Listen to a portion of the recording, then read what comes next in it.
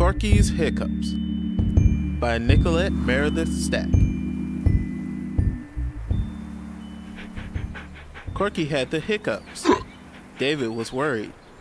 I'll have to take you to the doctor, he said. Just then, David's friend John rode up on his bike. What's wrong? He asked. Corky hiccuped. Oh, hiccups. Uh-huh. Dr. Stirrup, the animal doctor, will know what to do. Come on with us, John. John rode his bike. David walked. Corky ran along beside them, hiccuped. At Dr. Stirrup's house, David stretched to reach the doorbell. He rang and he rang, but nobody came to the door. Nobody's home, David said. Corky hiccuped. What should we do now?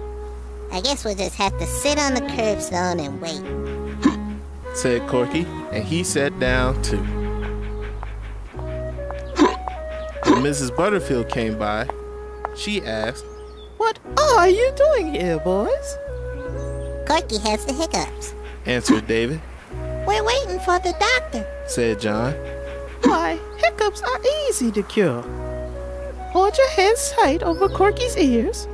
When he swallows, the hiccups will be gone. But Corky wouldn't even let David touch his ears. He said, and he shook his head. "What's the matter with Corky, boys?" asked Judge Tewksbury on his way to court. He has hiccups, David said sadly. They won't go away. A dog with hiccups? Mercy me. Give him 9 swallows of water and keep him quiet. That'll do the job. Mr. Benjamin, the grocer next door, gave David some water in a pan. Corky was thirsty and drank every drop. Then, David held Corky's collar to keep him quiet. Good, David said to John. Those old hiccups are all gone. Just then, Mr. Benjamin's black cat came out of the door. Uh-oh, watch what happens now, said John. David reached for Corky, but before David could stop him, Corky was after that cat.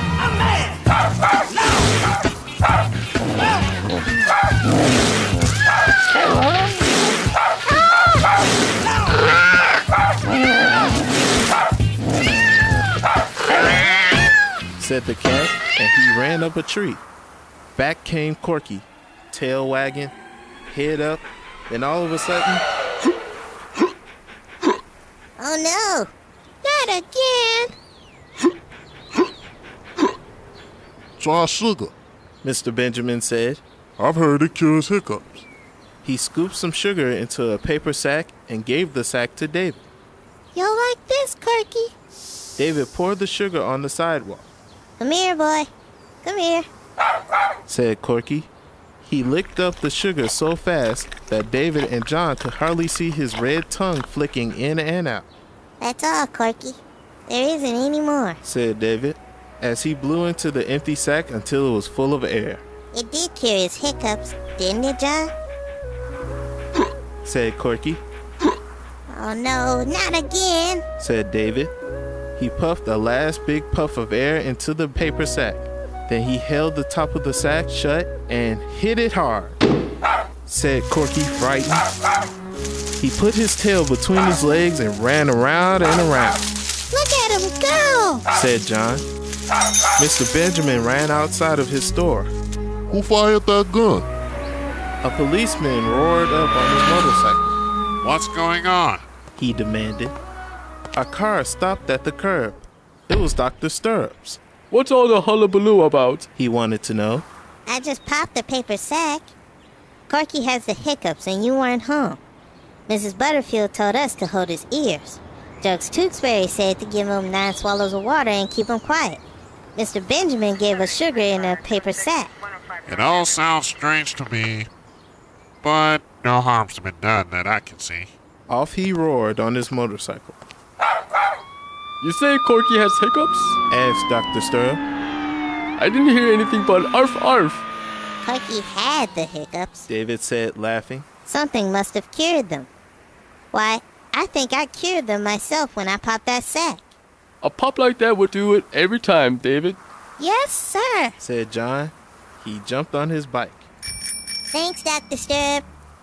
Come on, Corky. Come on, boy. We'll go home, said Corky. And he wagged his tail happily. Good morning, good morning, good morning. Let the sun open your eyes. Good morning, good morning, good morning. Everything's gonna be fine.